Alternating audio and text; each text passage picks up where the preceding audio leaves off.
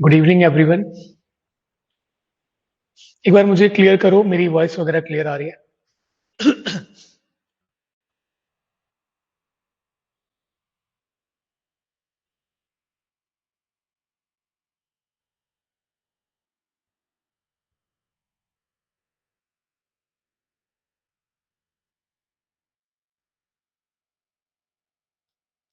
Okay, thanks बताने के लिए। देखो, मैं आपके ग्रुप पे ना इंटीग्रल इक्वेशंस का असाइनमेंट शेयर कर रहा हूँ अभी। रियल एनालिसिस का भी आजकल में आपके पास आ जाएगा, उसको भी अपडेट करना रहता है ना।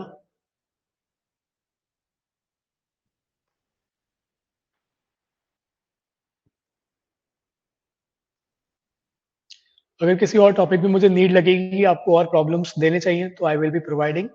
Otherwise we will be covering all the PYQs। ठीक है, बुक्स की PDF मैं भेज दूंगा आपको आज या कल। आज का जो लेक्चर होगा ये इंट्रोडक्टरी लेक्चर होगा, बहुत ज़्यादा मैं आपको इसमें नहीं पढ़ाऊंगा। बेसिक बेसिक बातें करेंगे, डेफिनेशंस वगैरह की, इनसे रिलेटेड चीज़ों को हम लोग डिस्कस करेंगे ना।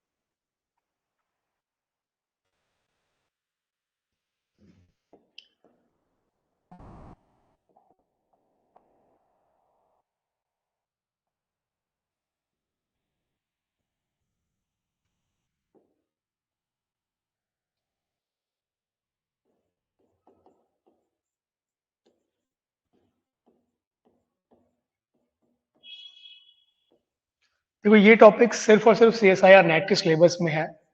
बाकी हमें ये टॉपिक नहीं पढ़ना किसी और एग्जाम के लिए, ना गेट के लिए, ना। Sir, I did not study integral equation in my MSc। हाँ, आप सीख सकते हो, मैं सारी चीज़ें बताऊंगा। कितने लेक्चर्स होंगे, क्या प्रोसीजर होगा, किस तरीके से आपको पढ़ना है, आई विल बी हेल्पिंग। ये सिर्फ CSI और नेट के सिलेबस में है। अगर वेटेज की बात करी जाए तो 3 या 6 नंबर मान लो, 6 से लेकर के 12.5 मार्क्स तक ये पूछा जाता है। तो इसका वेटेज कम है, तो हमें इसको इतना ही टाइम देना है जितना ये डिमांड करता है। हमें एग्जाम को थोड़ा सा, मतलब एग्जाम से ऊपर होकर के सोचेंगे तो एग्जाम क्लियर हो जाएगा। ठीक है, तो हमें एग्जाम के बारे में सब कुछ पता होना चाहिए कि कितने मार्क्स का पूछा जा सकता है, कितने लेक्चर्स इसके लिए इनफ है, कितना टाइम देना चाहिए, कैसे पढ़ना चाहिए। तो ये सारी चीजें हमें पता होनी चाहिए, है ना। इसके लिए मैं समझता हूं कि अराउंड हमें 7 to 10 लेक्चर्स लगने चाहिए। इससे ज्यादा नहीं लगने चाहिए, इससे कम भी नहीं लगने चाहिए, क्योंकि एक टॉपिक एक्स्ट्रा होगा जो मैं आपको पढ़ाऊंगा इसमें, लैपलास ट्रांसफॉर्म। कोई बात नहीं, जिसने जैसी भी पढ़ी हो, मुझे आपसे सिर्फ इतना चाहिए कि आपको इंटीग्रेशन सॉल्व करना आता है और डिफरेंशिएशन सॉल्व करना आता है। इतना अगर आपको आता है तो यू आर रेडी। देखो, मैं जानता हूं कि पहला दिन है, इंटीग्रल इक्वेशंस पढ़ा रहा हूं, तो मुझे पता है कि आप लोगों को कितना आता है कितना नहीं आता, तो आप लोग उस चक्कर में परेशान मत हो। बस इतना जानते हो कि इंटीग्रेशन करना आता है, डिफरेंशिएशन करना आता है, इतना इनफ है। इससे ज्यादा की नीड फिलहाल मुझे नहीं है ना। तो 7 to 10 लेक्चर्स आप मान लो, 1 आवर या 1.5 आवर के, इससे ज्यादा नहीं रखेंगे, इतने में अपना ये खत्म हो जाएगा। बहुत स्पेसिफिक क्वेश्चंस आते हैं, बहुत फिक्स टॉपिक्स हैं, बहुत ज्यादा भी नहीं है। एक टॉपिक एक्स्ट्रा है, लेप्लास ट्रांसफॉर्म, जो आपके सिलेबस में मेंशन नहीं है, but still we will be covering Laplace transform, क्योंकि कुछ क्वेश्चंस लेप्लास ट्रांसफॉर्म से सॉल्व होते हैं एग्जाम में। तो वो एक एक्स्ट्रा टॉपिक होगा जिसको हम लास्ट में कवर करेंगे। बुक मैंने आपको कल भी बताई थी, आज भी बता रहा हूं। तो आपको सिर्फ एक ही बुक पढ़नी है, MD राय सिंघानिया की, मैं आपको सेंड कर दूंगा।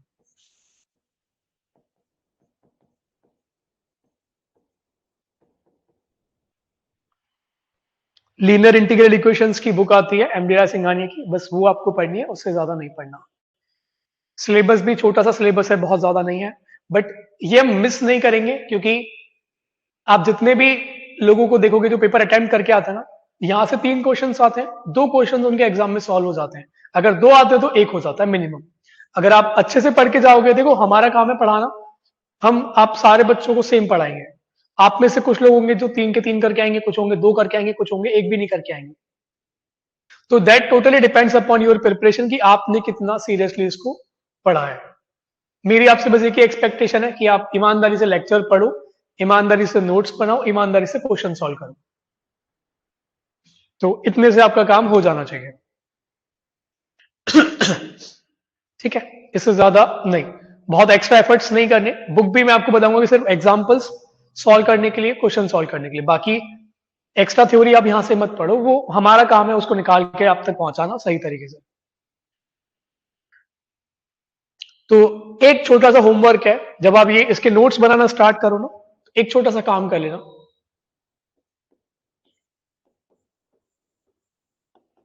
प्लीज डू ऑल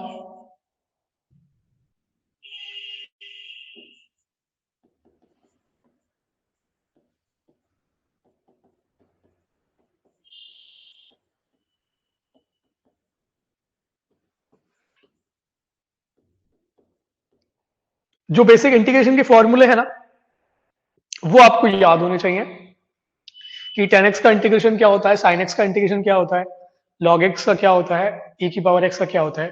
तो इस टाइप की चीजें ना आपको परेशान नहीं करेंगी। आप थोड़ा सा एग्जाम से ऊपर चल के ही तैयारी कर रहे होगे, क्योंकि एग्जाम में मतलब बहुत बुरा लगता है कि आप क्वेश्चन सॉल्व कर रहे हो, वहां पर इंटीग्रेशन ऑफ tan x आ गया और आपको याद नहीं है। तो ऐसे सिचुएशन मतलब आप प्रोड्यूस ही मत करो। तो एक जब स्टार्टिंग करो तो जितने भी बेसिक इंटीग्रेशन के फॉर्मूलाज हैं वो सारे लिख लेना। डिफरेंशिएशन आपको याद होंगे, उसको लिखने की नीड नहीं है। तो इंटीग्रेशन सारे लिख लेना, ये आपको हेल्प करेगा। ठीक है, बाकी आधे से ज्यादा मैं निकालना सिखा दूंगा कैसे निकालते हैं। अब बात करते हैं टॉपिक की। नया टॉपिक है आपके लिए, कुछ क्राइटेरिया में फिक्स नहीं करा क्योंकि 7-8 लेक्चर में खत्म हो जाएगा। तो let's not right the syllabus and everything, let's just start the syllabus.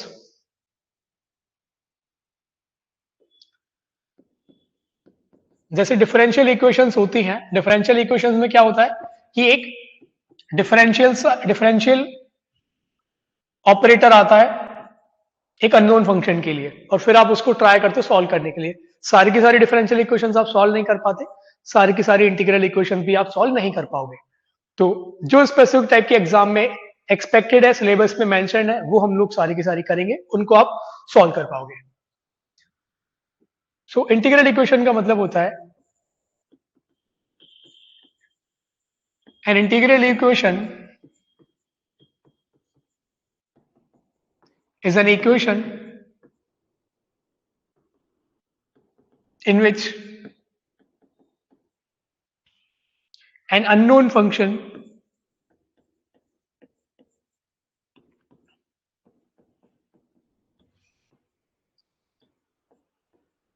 appears in the integral sign.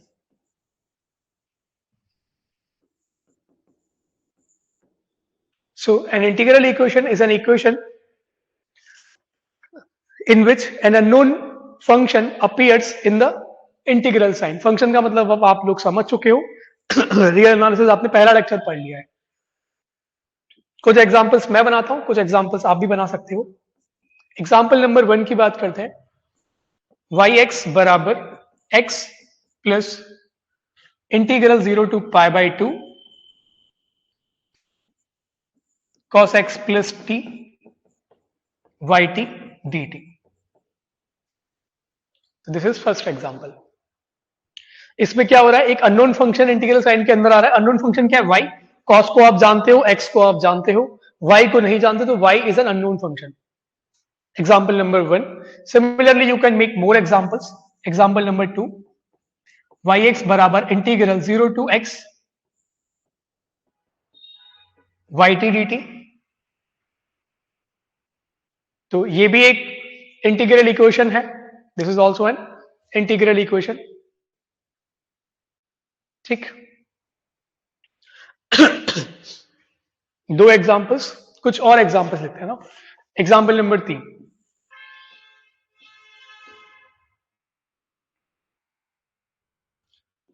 अगर मैं लिखूं वाई एक्स बराबर sine x plus 0 to π/2 cos x plus t d t, तो आप देख सकते हो अननोन फंक्शन है y, क्योंकि x को आप जानते हो, x is simply a function, cos function आप जानते हो, तो अननोन फंक्शन क्या है, y.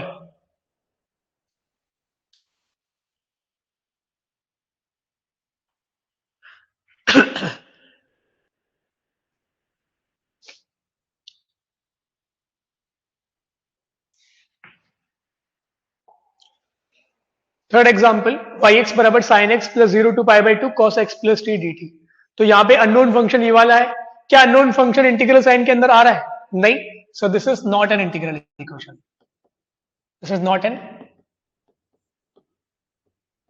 इंटीग्रल इक्वेशन, ठीक है, this is not an integral equation. Let's write one more example.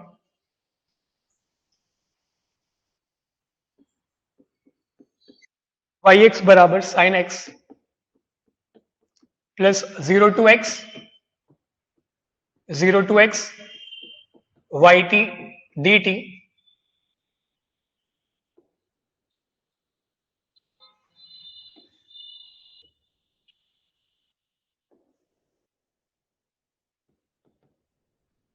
dt1. So this is also an integral equation, क्योंकि unknown function यहां पर देखो y अननोन है, अगर y अननोन है तो उसका इंटीग्रेशन भी आप नहीं कर सकते ना, क्योंकि ये फंक्शन नोन नहीं है, तो ये एक अननोन फंक्शन आ गया इंटीग्रल साइन के अंदर, सो this is also an integral equation, this is also an integral equation.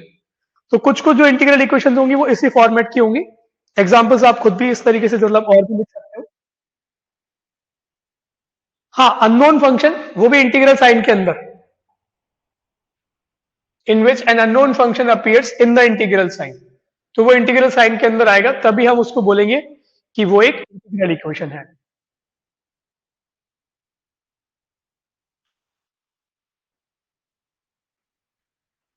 ठीक है, कूल. या एक second, anyone is asking something, कोई शायद कुछ पूछना चाह रहा था.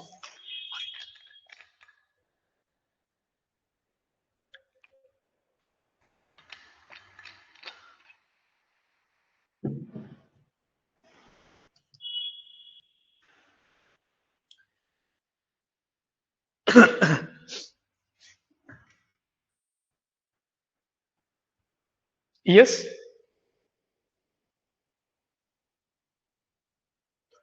देखो यहां पर y फंक्शन के बारे में आप नहीं जानते, तो ये अननोन हो गया, तो मैं इसका इंटीग्रल भी नहीं फाइंड कर सकता, ये भी मेरे लिए एक अननोन फंक्शन हुआ ना,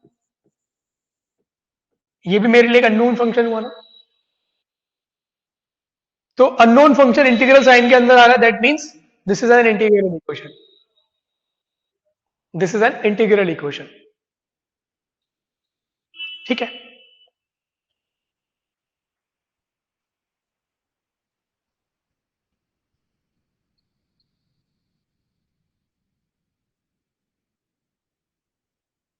आई hope now it's fine. Next बात करते हैं कि most general form of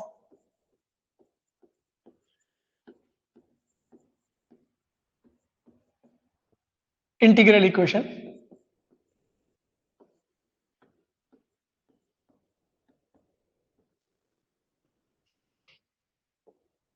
so most general form of integral equation gx sum i of y ऑफ x, तो i फंक्शन है y का, y फंक्शन है x का, है ना, is given by f x plus lambda. Integral की limit कुछ भी हो सकती है, let's suppose some ax to bx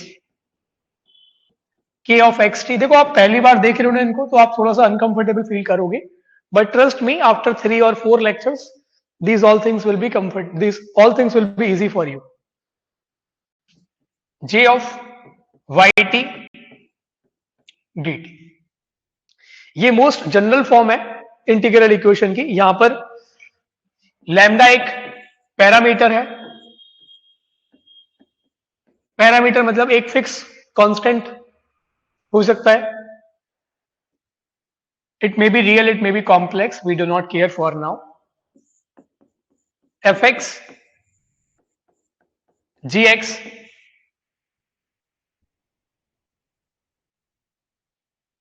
these are known functions of x. kxt, this is called kernel, this is known function of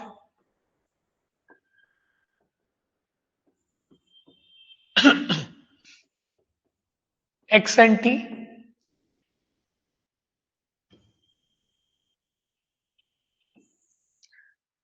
iy and jy, these are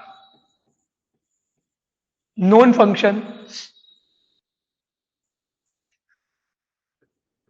of y. Y is unknown function. Y is unknown function of x. और ax bx जो होंगी वो known functions होंगे x के ना. These are limits, लिख सकते हो आप चाहो तो.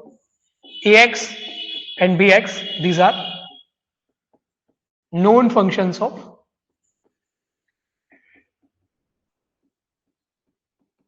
x. ठीक है, तो we will have these many assumption in our situation. So this is the most general form of most general form of integral equation. अब हम इसी के बेस पर इसको कैरेक्टराइज करेंगे कि किस इंटीग्रल इक्वेशन को हम लोग लीनियर बोले, किसको होमोजीनियस बोले, किसको फ्रेडोम बोले, किसको वोल्टेरा बोले. इस तरीके की चीजों को हम लोग डिस्कस करेंगे, है ना. अब बात करते हैं इनके क्लासिफिकेशन की. तो जो क्लासिफिकेशन है ना वो बेस्ड होगा जी के बेस पर, आई के बेस पर, एफ के बेस पर. यस,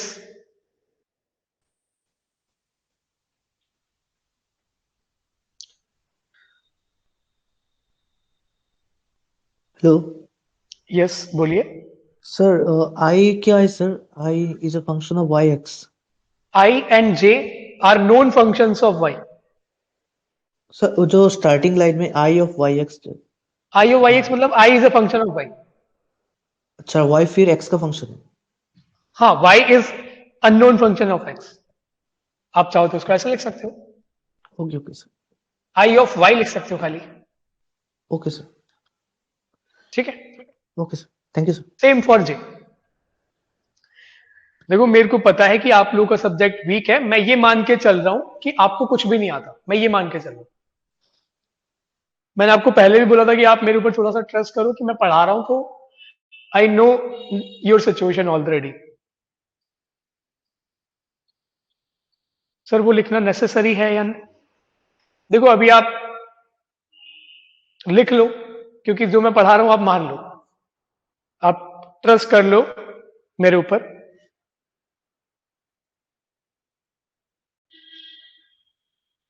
यस,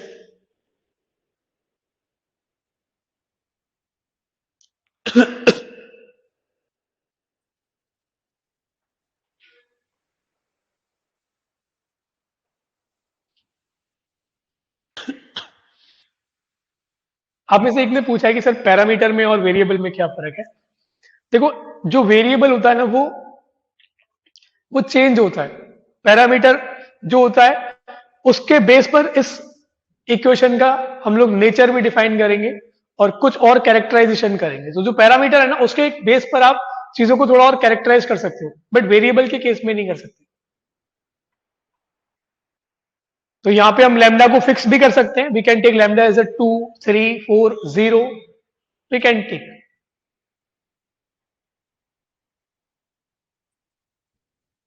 वेरिएबल मतलब एक से ज्यादा वैल्यू लेने वाला. लैम्डा भी एक से ज्यादा वैल्यूज ले सकता है depending over the situation.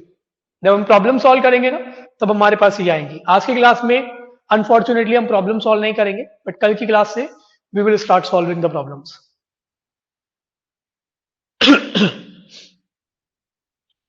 Sir अगर पैरामीटर जीरो हो तो वो इंटीग्रल इक्वेशन नहीं होगा। अगर लैम्डा आपका पहले से जीरो हो जाएगा ना, तो ये इंटीग्रल इक्वेशन नहीं बचेगी।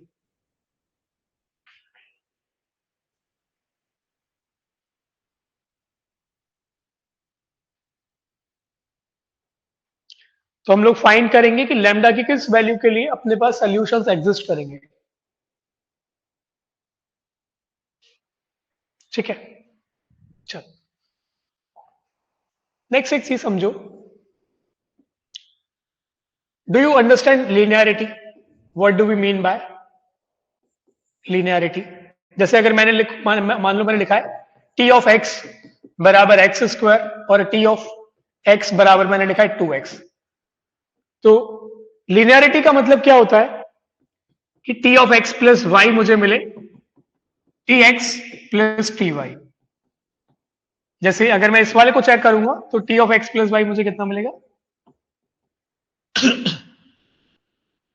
So t of x plus y, it will be 2 of x plus y, but 2x plus y can be expressed as a 2x plus 2y. It will be tx plus ty. तो ये मेरा linearity को solve कर रहा है, but ये मेरा linearity को सॉल्व नहीं करेगा। तो t of x plus y अगर मैं यहां पे करूंगा तो मुझे मिलेगा x plus y का square. It will be x square plus y square plus 2x। It will be t of x plus T of y plus 2xy is a extra term. तो इसको मैं नहीं लिख सकता कि टी एक्स प्लस वाई और T x plus T y बराबर है। तो ये फंक्शन एक लीनियर फंक्शन है। This is not a linear function. This is not a linear function. तो लीनियरिटी का मतलब है कि जो टी ऑफ एक्स होना चाहिए ना, वो अल्फा एक्स टाइप का होना चाहिए।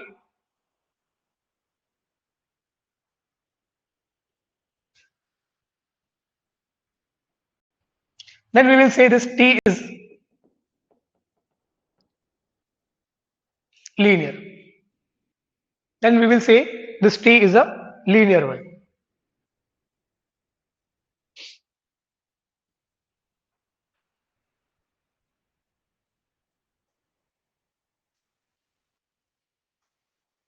ठीक है, देन वी से this T is a linear one. तो लीनियरिटी में आपकी जो ये प्रॉपर्टी है, इस प्रॉपर्टी को सेटिस्फाई करना चाहिए। क्योंकि जो अगला हमारा जो क्राइटेरिया है वो है लीनियर इंटीग्रल इक्वेशंस का, जो हमारे सिलेबस में मेंशन है। अपने सिलेबस का, अपने टॉपिक का नाम ही यही है, लीनियर इंटीग्रल इक्वेशंस। सो मैं इसको नाम दे रहा हूं, let me call this as a star equation and let me characterize classification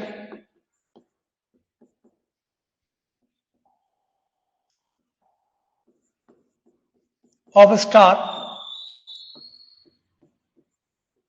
based on, okay based on इसको अलग से लिखते हैं। Number 1 based on I and J. यहां से हमें मिलेगा लीनियर और non linear.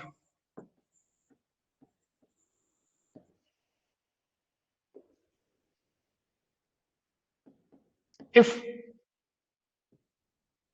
iy and jy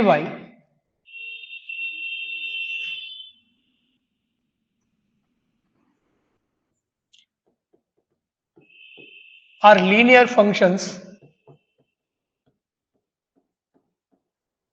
of y, then star is called linear integral equation.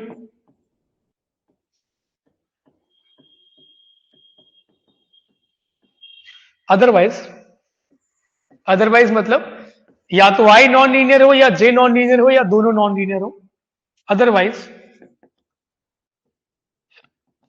Star is called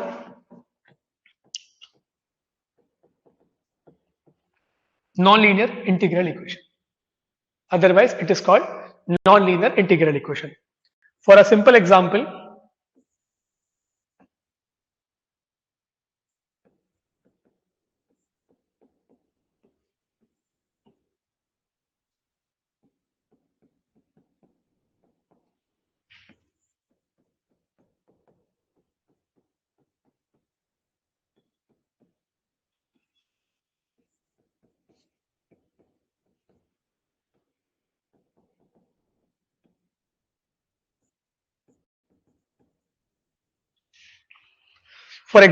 मैंने दो एग्जाम्पल लिखे हुए हैं, एक नॉन लीनियर इंटीग्रल इक्वेशन का और एक लीनियर इंटीग्रल इक्वेशन का। यहां पर आपका जो जो आपका आई फंक्शन है वो वाई को मैप कर रहा है वाई स्क्वायर पे, और जे फंक्शन जो है वो वाई को मैप कर रहा है वाई पे। और इस केस में जो आई है वो वाई को मैप कर रहा है वाई पे, और जे वाई को मैप कर रहा है वाई पे। So this one is non linear because your I is non linear, and this one is linear because I and j both are linear, so this is नहीं, linearity check करने के लिए lambda की need नहीं है।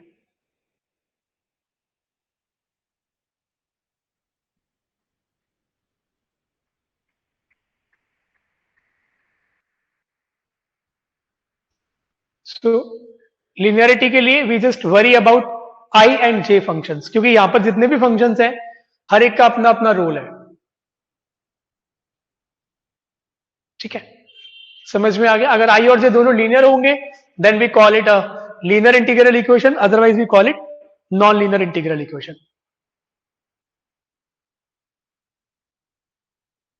ठीक है, composition नहीं है ये सिंपल एक फंक्शन है। आई एक वाई का फंक्शन है, वाई एक एक्स का फंक्शन है। This is not composition for now.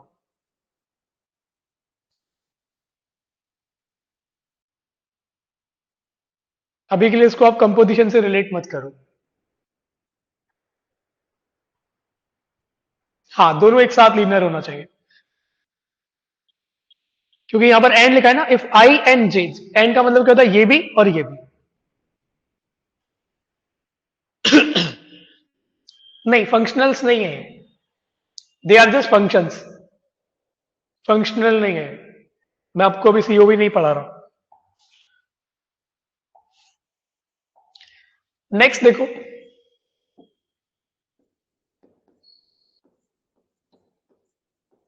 Based on g x, ये आपको देगा first kind, second kind, third kind.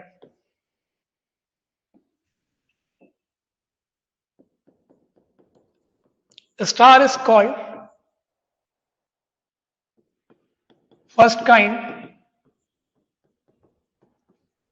if gx is 0 for all x, जहां भी आपका डोमेन होगा। Star is called second kind if gx is non-zero constant. Star is called third kind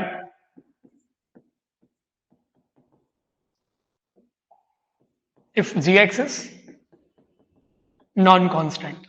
देखो constant का मतलब क्या होता है, जिसकी वैल्यू पूरे डोमेन पे चेंज नहीं होने चाहिए।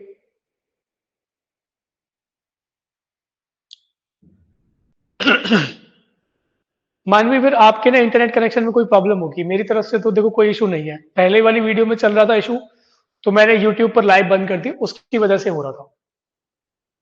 तो अभी आप देख लो, मेरी तरफ से तो सब कुछ ठीक है, किसी और को भी प्रॉब्लम नहीं है। तो ये आप में भी आपके एंड से कोई इशू हो सकता है, मेरे एंड से नहीं है।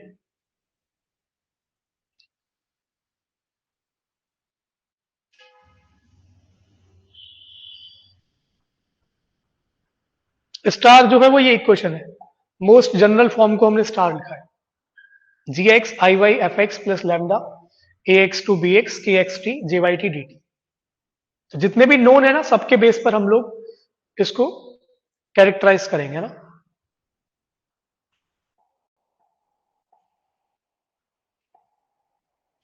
कुछ एग्जांपल्स देखते हैं। कांस्टेंट मतलब आप जानते हो, जैसे gx is a non zero constant, जैसे gx की वैल्यू 1 हो गई, 2 हो गई, 3 हो गई, वो non zero constant.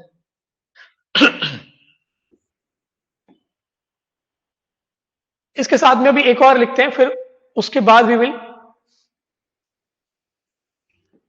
Will generate some examples. अभी मैं बताऊंगी थर्ड काइंड की इंटीग्रल इक्वेशन कैसी होगी, सेकंड काइंड की कैसी होगी। नंबर 3, बेस्ड ऑन fx, इसको हम बोलते हैं होमोजीनियस और non homogeneous.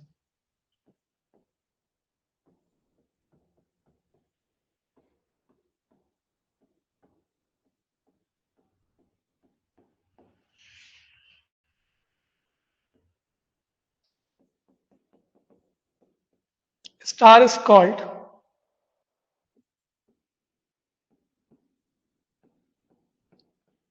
homogeneous if fx is 0 for all x,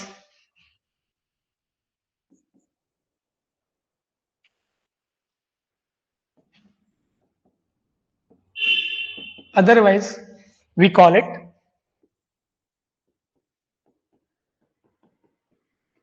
non-homogeneous integral equation.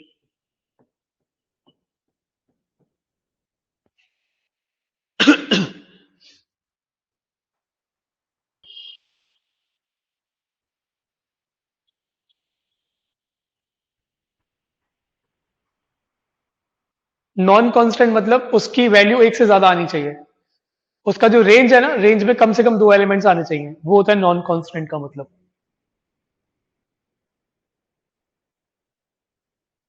I will make you understand examples very soon. मैं ये लिख दिया, इसके बाद हम लोग बात करते हैं ना कि कौन सी वाली इक्वेशन किस फॉर्मेट की है। होमोजीनियस मतलब fx 0 होना चाहिए, नॉन होमोजीनियस मतलब fx नॉन जीरो होना चाहिए। कुछ एग्जांपल्स मैंने बनाए हैं, हाँ ठीक है। इसमें आप देखो, इस वाले केस में आपका जो gx है वो क्या है, 1 है। इस केस में भी आपका gx क्या है, 1 है। क्यों? क्योंकि आप देखो इधर gx इंटू आई वाई होता है, तो यहाँ पे सम फंक्शन ऑफ y इंटू 1 लगा, तो gx यहां भी 1 है, यहां भी 1 है, तो 1 क्या है, नॉन जीरो कॉन्स्टेंट है, क्योंकि 1 इज अ कॉन्स्टेंट 1। तो this is non zero constant, तो ये दोनों कैसी है, सेकेंड काइंड की है। यहां पर ये fx है, ये fx है, क्योंकि fx जो होता है वो किस तरीके से दिया जाता है, gx आई वाई बराबर fx प्लस के लैम्डा। तो यहां पर आप देख सकते हो कि ये x, ये भी नॉन जीरो है, ये भी नॉन जीरो है, मतलब जीरो फंक्शन तो नहीं है। जीरो फंक्शन मतलब जिसकी वैल्यू थ्रू आउट जीरो रहे। तो ये कैसी है, सेकंड काइंड की है और नॉन होमोजीनियस है। ये दोनों ही सेकंड काइंड की नॉन होमोजीनियस इंटीग्रल इक्वेशंस है।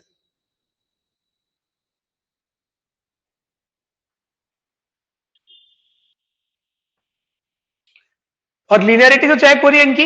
इसके लिए आई कितना है आपका, आई वाई बराबर वाई स्क्वायर है, क्योंकि यहां पर क्या है, वाई स्क्वायर लिखा हुआ है, और यहां पे वाई एक्स लिखा हुआ है, तो आई वाई कितना है, वाई है। यहां पे अंदर जे वाई का फंक्शन कितना है, वाई है। यहां पे अंदर जे कितना है, जे ऑफ वाई बराबर वाई। तो ये आपकी नॉन लीनियर इंटीग्रल इक्वेशन है, क्योंकि यहां पर आई लीनियर नहीं है, और ये आपकी लीनियर है, क्योंकि आई भी लीनियर है और जे भी लीनियर है। अगर ऐसे भी आपको देखने में प्रॉब्लम आ रही है, तो लीनियरिटी को ऐसे भी सोच सकते हो कि पूरी इक्वेशन में y की पावर हमेशा 1 होनी चाहिए। पूरे इक्वेशन में y की पावर हमेशा 1 होनी चाहिए। अगर y की पावर 1 है, जहां भी आ रहा है y, अगर वो पावर 1 है, then it will be linear, otherwise non linear. ऐसे भी चेक कर सकते हैं।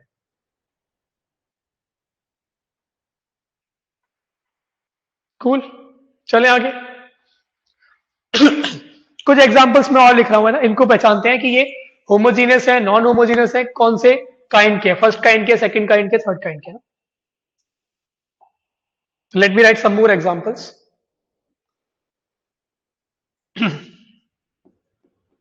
एक्स वाई एक्स बराबर sine x plus 0 to x sine x plus T y t d t. तो इसको अगर पहचाना जाए, तो यहां पर जी कितना है, एक्स है, तो जी आपका कैसा एक्स है, तो ये कौन सा है, नॉन कांस्टेंट हो गया ना, क्योंकि वेरिएबल है, तो ये कैसी हो गई, थर्ड काइंड। ये आपका नॉन जीरो फंक्शन है, जीरो फंक्शन तो नहीं है, तो ये नॉन होमोजीनियस। यहां पर y की पावर 1 है, यहां y की पावर 1 है, तो ये लीनियर इंटीग्रल इक्वेशन, आई मतलब इंटीग्रल इक्वेशन। ठीक है, ये समझ में आया। एक और एग्जांपल लिखते हैं, एक्स स्क्वायर वाई एक्स बराबर 0 to x cos x plus T y t d t. इसको एक बार पहचान के देखो, बताओ मुझे कैसी है। अगर ये समझ में आ जाएगा तो आई विल गेट कि हाँ आपको समझ में आ गया। किस काइंड के, इसके लिए मैंने आपको बताया based on g x. Star is called first kind if g x is identically zero. Star is second kind if g x is a non zero constant. Star is of third kind if g x is non constant. Non constant मतलब कोई ना कोई variable हो। तो ये कैसी हो जाएगी, इसमें आपका जी कितना है, वेरिएबल है, तो ये थर्ड काइंड। ये एफ एक्स इसमें है नहीं, तो ये होमोजीनियस। या y की पावर 1 है, या y की पावर 1 है, तो ये लीनियर। तो third kind homogeneous linear differential linear integral equation. ठीक है, कूल। या अब सब लोग सही हो।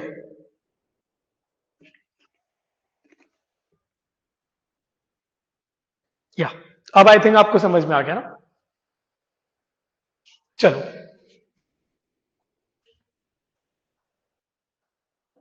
नंबर 4 बात करते हैं। Based on a x and b x. ये क्या है, a x and b x limits of integration है ना।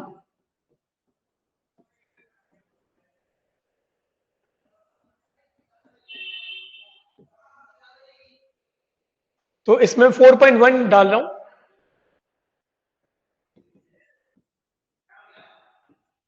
फ्रेडोम इंटीग्रल इक्वेशन। जो फ्रेडोम है ना, ये एक मैथमेटिशियन का नाम है, तो it is called Fredholm integral equation. हमें दो ही टाइप की पढ़नी है, Fredholm integral equation and Volterra integral equation.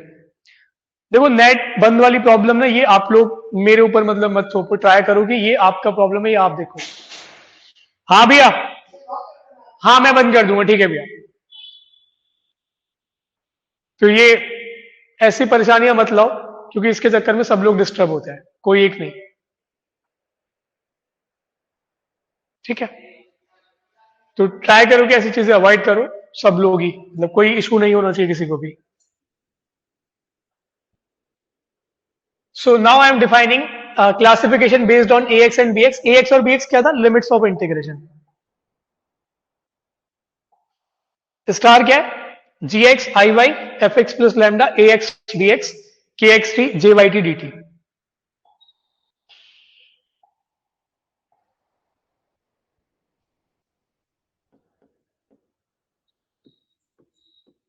if both the limits of star are constants, constant मतलब फिक्स्ड, ये चेंज नहीं होनी चाहिए ना। तो आप जो एफ वर्ड है वही फिक्स के लिए यूज होता है, और एफ वर्ड ही फ्रेडोम के लिए यूज होता है, तो आप इसको भूलोगे नहीं। फिक्स लिमिट्स मतलब Fredholm integral equation. If both the limits of star are constants, then the star is known as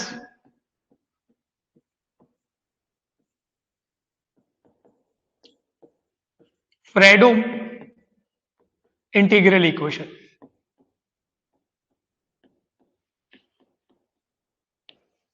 ठीक है, और 4.2 डिफाइन करते हैं,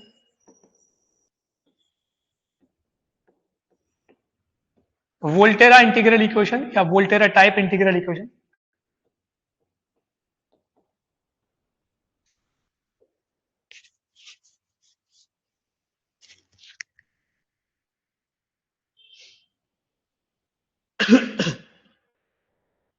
सो वोल्टेरा टाइप की जो इंटीग्रल इक्वेशंस होती है ना, उसमें एक लिमिट फिक्स होती है और एक लिमिट आपकी कांस्टेंट होती है, ठीक है। इसका जो स्पेसिफिक फॉर्मेट है ना वो इस तरीके से कुछ नजर आएगा आपको, gx आई वाई बराबर f x plus lambda integral a to x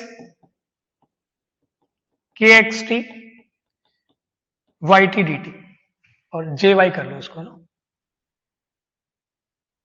क्योंकि हमारे सिलेबस में सिर्फ लीनियर है तो अभी हमें फिर लीनियर ही लीनियर पढ़नी है।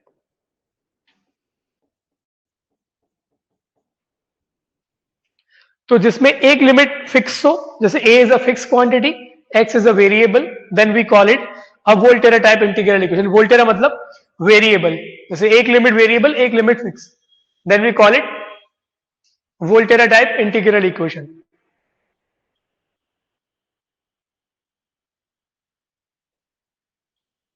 ठीक है, got it.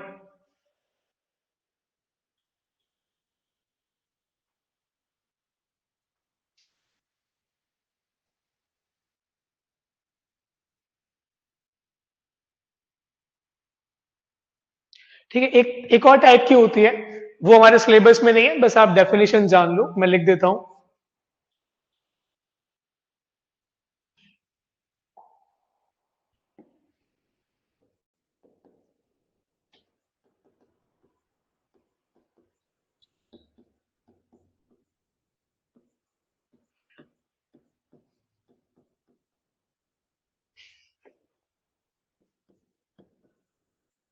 If one or both the limits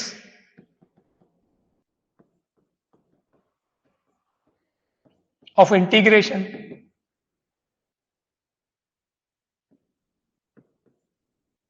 becomes infinite or kxt becomes unbounded, unbounded मतलब या तो प्लस इंफिनिटी की तरफ जाए या माइनस इंफिनिटी की तरफ जाए या फिर दोनों की तरफ जाए,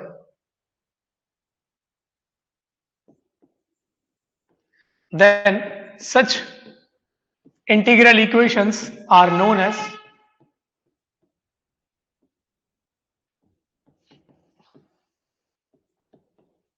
सिंगुलर इंटीग्रल इक्वेशंस।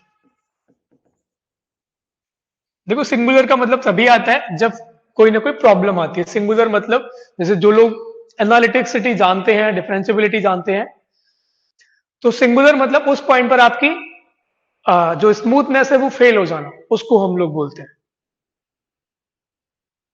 आगे आप और भी पढ़ोगे, then such integral equations are known as singular integral equations. I will list some examples.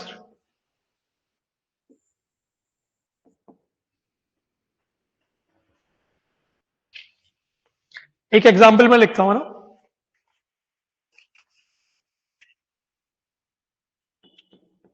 Y x बराबर f x plus minus infinity to infinity e to the power minus modulus of x minus t y t d t. तो आप देखो यहां पर दोनों ही limit infinite है, तो ये कैसी है? Singular integral equation. दूसरा एग्जाम्पल इसके लिए, एफ एक्स बराबर integral 0 to x 1 upon x minus t की पावर अल्फा और एक्स माइनस टी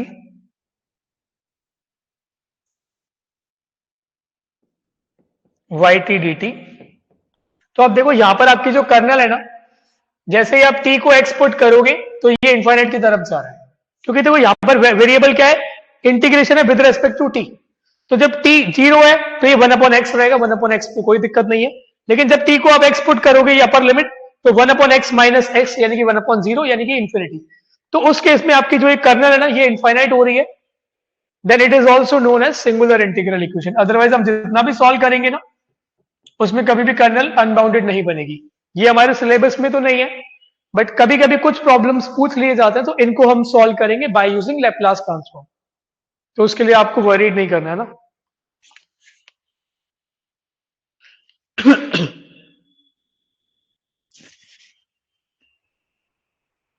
कितने आवर्स की क्लास है? 15 मिनट में मैं आपको फ्री कर दूंगा, 1 घंटे से ऊपर नहीं करूंगा, क्योंकि मुझे भी घर जाना है। I am also getting late. हाँ, रिकॉर्डेड अवेलेबल होगा। देखो, जिस पॉइंट पर भी एनालिटिसिटी ब्रेक होती है ना, उसको सिंगुलर पॉइंट बोला जाता है। जो लोग जानते हैं, ये उनके लिए है। अगर कोई भी कॉम्प्लेक्स वैल्यूड फंक्शन है, या भले रियल वैल्यूड भी आप मान लो, कोई दिक्कत नहीं है, जहां पर डिफरेंशिएबिलिटी फेल होती है या एनालिटिसिटी फेल होती है, उनको सिंगुलर पॉइंट बोला जाता है। जैसे यहां पर जब डोमेन में आप 0 से x करोगे t को, तो जैसे ही एक्स पुट करोगे तो 1/0 आ जाएगा। तो यहां पर आपकी सिंगुलरिटी एनालिटिसिटी ब्रेक होगी, तो यहां पर ये x जो है वो सिंगुलर पॉइंट बन के आएगा, और इक्वेशन जो होगी वो सिंगुलर इंटीग्रल इक्वेशन होगी। हाँ, जो पॉइंट रेगुलर ना हो उनको भी हम सिंगुलर पॉइंट्स बोलते हैं। ये उनके लिए जो लोग जानते हैं। जो अभी नहीं जानते वो थोड़ा वेट करो, जब पढ़ेंगे उसके बाद आप सीखोगे। हाँ?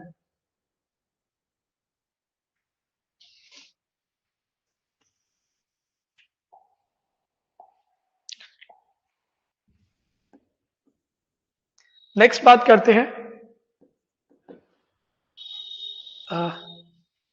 Classification of colonel.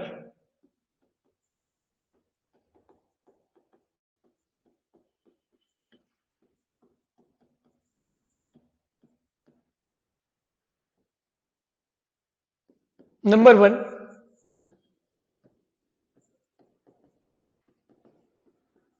Symmetric kernel. Symmetric का मतलब क्या होता है कि आप के एक्स टी लिखो या फिर के टी एक्स लिखो, दोनों ही सेम हो, है ना। फॉर एग्जाम्पल, अगर आपने के एक्स टी को डिफाइन करा है sine x plus T, sign x T E की पावर एक्स माइनस टी, तो ये सिमेट्रिक है, ये सिमेट्रिक है, बट ये सिमेट्रिक नहीं है। अगर आप एक्स और टी को चेंज करोगे तो ये चेंज हो जाएगा फंक्शन।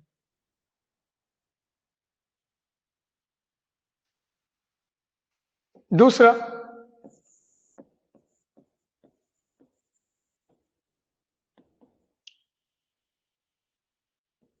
सेपरेबल और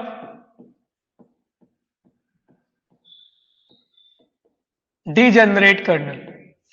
तो सेपरेबल और डीजेनरेट का मतलब होता है कि आपका जो कर्नल है ना के एक्स टी, उसको आप लिख पाओ summation i is running from 1 to n some function of x into some function of t के प्रोडक्ट के एडिशन में। For example, sine x plus t को आप लिख सकते हो, साइन एक्स प्लस टी का फॉर्मूला क्या होता है?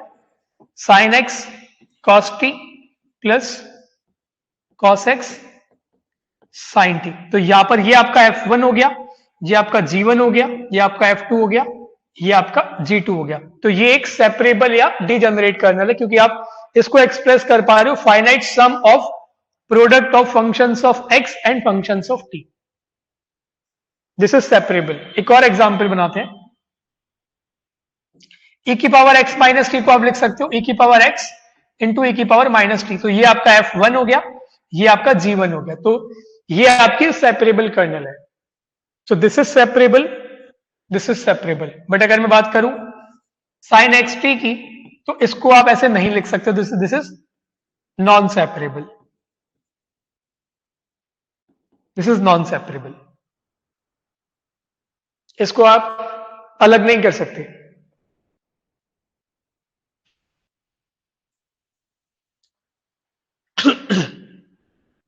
समझ पा रहे हो? कोई डाउट इसमें किसी को अगर हो तो पूछो।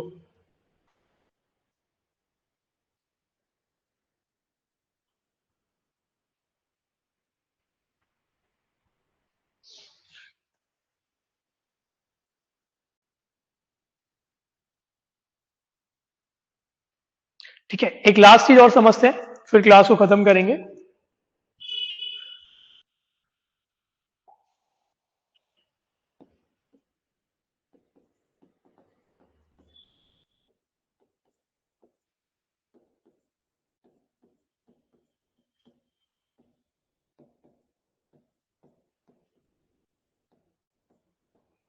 डिफरेंस और कॉन्वोल्यूशन टाइप ऑफ कर्नल।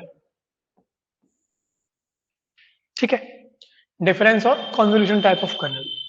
जब आपकी कर्नल के एक्स टी को आप एक्सप्रेस कर पाओगे some function of x minus t, then it is known as difference kernel. For example, sin x minus t is difference kernel, क्योंकि ये function of x minus t है। e की power x minus t is a difference kernel. e की power x t is not a difference colonel.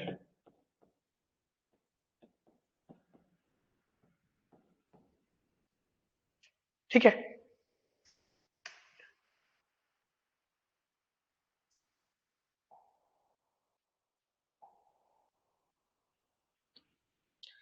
क्योंकि यहां पर minus infinity to infinity है। If one और both the limits of integration becomes infinite, या तो एक लिमिट हो इनफाइनाइट या दोनों लिमिट हो, या फिर कर्नल आपकी क्या हो जाए, अनबाउंडेड हो जाए आपके डोमेन में। डोमेन मतलब इंटीग्रेशन की जो लिमिट्स है उसमें, then we call it singular. आज के लेक्चर में इतना बहुत है, आराम से देख लो, जो भी आपने कुछ लिखा हो, कोई डाउट है क्लियर कर लो। आज के में कोई एग्जाम्पल नहीं है। सेपरेबल कर्नल पे थोड़ा सा डाउट है, बताओ क्या डाउट है।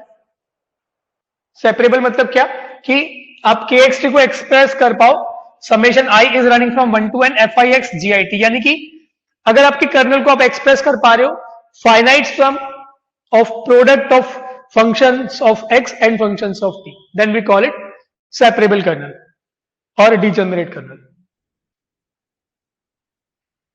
नहीं, सिर्फ फाइनाइट सम में। देखो यहां पे अगर मैंने यहां पर एन लिख दिया, एन इज फॉर फाइनाइटनेस, अगर यहां फाइनाइट लिख गया तो इट इज फॉर फाइनाइटनेस।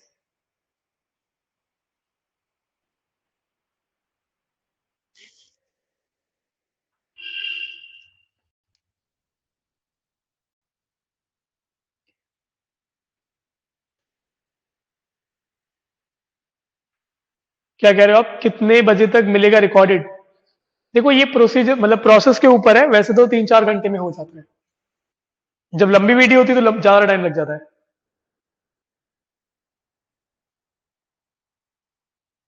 ई की पावर एक्स टी वाला किस में होगा सर, ई की पावर एक्स टी जो है ना, देखो सेपरेबल में sine x plus t separable है, ई की power x minus t separable है, but sine x t is non separable. E की पावर एक्स टी अगर आप देखोगे तो ई की पावर एक्स टी ये जो है ये एक सिमेट्रिक कर्नल है, क्योंकि एक्स और टी को अगर आप रिप्लेस करोगे तो फंक्शन चेंज नहीं होगा। Symmetric, non separable and not a difference kernel, not a difference kernel. आराम से देख लो, 5-7 मिनट है आपके पास। जो भी सर कॉन्वोल्यूशन क्यों कहते हैं डिफरेंस कर्नल को, बात करेंगे जब लैप्लास पढ़ेंगे ना। एक्चुअली ऐसा होता है कि जो कॉन्वोल्यूशन होती है ना वो एक स्पेशल प्रॉपर्टी होती है। अगर आपने कभी इंटीग्रल ट्रांसफॉर्मेशन कभी आपने पढ़े हैं तो इंटीग्रल ट्रांसफॉर्म में जब भी एक्स माइनस टी की चीजें आती है ना तो उनके बीच में कॉन्वोल्यूशन ऑपरेटर होता है। तो वो कॉन्वोल्यूशन ऑपरेटर जो होता है वो डिफरेंस कर्नल पे यूज होता है, इसलिए उनको डिफरेंस कर्नल भी बोला जाता है। सर सिंगुलर इंटीग्रल इक्वेशन पे थोड़ा डाउट है, कोई बात नहीं, क्लियर हो जाएगा। सिंगुलर इंटीग्रल इक्वेशन का मतलब आप पहले डेफिनेशन पढ़ लो कि एक या दोनों लिमिट इनफाइनाइट हो या फिर आपका कर्नल अनबाउंडेड हो जाए। कर्नल अनबाउंडेड मतलब कि ये इनफाइनाइट या माइनस इनफाइनाइट बन जाए आपके इंटीग्रेशन के रीजन के अंदर।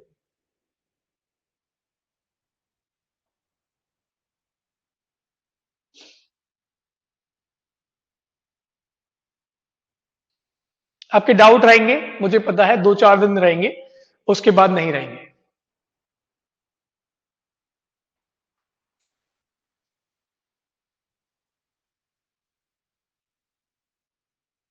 क्योंकि मुझे पता है फर्स्ट टाइम पढ़ रहे हो, नई नई चीजें हैं तो थोड़ा सा अनकंफर्टेबल फील करोगे, बट जैसे ही एग्जाम के क्वेश्चन सॉल्व होने लगेंगे ना फिर अनकंफर्टेबल फील नहीं करोगे।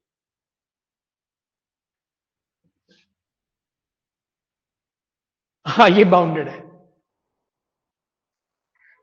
और ये बाउंडेड हो या नहीं हो हमें क्या करना है, क्योंकि वो एक लिमिट या दोनों लिमिट या कर्नल, कोई भी एक चीज हो जाए, या तो एक लिमिट अनबाउंडेड हो या दोनों लिमिट अनबाउंडेड हो या कर्नल अनबाउंडेड हो, कोई भी एक चीज हो जाए।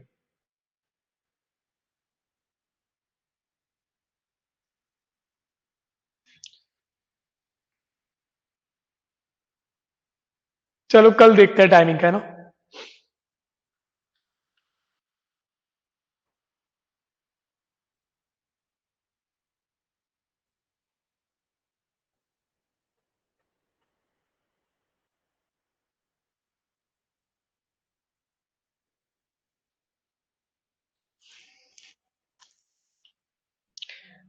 अगर आप में से कोई बाउंडेडनेस जानना चाह रहा है एक्सपोनेंशियल फंक्शन की, इसके लिए, तो do you know the graph of this function? अगर आप इसको जानते हो तो समझ सकते हो। आप e की पावर x कैसे बनाते हो? ऐसे करके। e की पावर माइनस एक्स कैसे बनाते हो? ऐसे करके। e की पावर मॉड x कैसे बनाते हो, या e की पावर माइनस के मॉड x कैसे बनाते हो? e की पावर माइनस के x, जब जब x आपका नॉन नेगेटिव होगा। e की पावर x होगा जब जब आपका x नेगेटिव होगा। तो इसका ग्राफ कैसे होगा? नॉन नेगेटिव साइड में ले लो आप e की पावर माइनस एक्स, e की power minus x non negative side में कैसा है? ये करके जा रहा है। और नेगेटिव साइड में, जो ये नेगेटिव साइड है, इसमें आप e की पावर x ले लो, तो e की पावर x नेगेटिव साइड में कैसा है? ऐसा है, तो इसको आप ऐसे ले लो। तो आप देख सकते हो कि इसकी वैल्यू जो है y बराबर 1 लाइन और y बराबर 0 लाइन के बीच में। तो यानी कि e की पावर माइनस मॉड x की जो वैल्यू होगी वो 0 और 1 के बीच में है, कि इससे बड़ी नहीं होगी कभी भी। तो इसीलिए वो अनबाउंडेड नहीं है, बाउंडेड है, बिकॉज ऑफ मॉड्यूलस।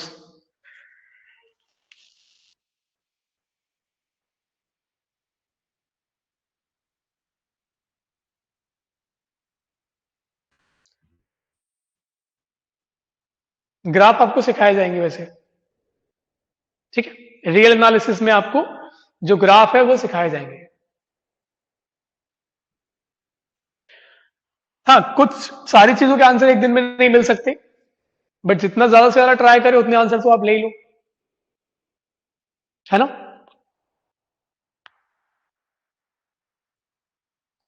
ठीक है, आज की क्लास सही होगी, आई थिंक समझ में आया होगा। फर्स्ट क्लास है तो इतना लोड नहीं होगा आप लोगों को। ठीक है, good bye, good night everyone. Thank you so much for joining this session. We will meet tomorrow. I will be discussing timing tomorrow in the morning, और by 12 PM I will be discussing the time. ठीक है, good bye, good night.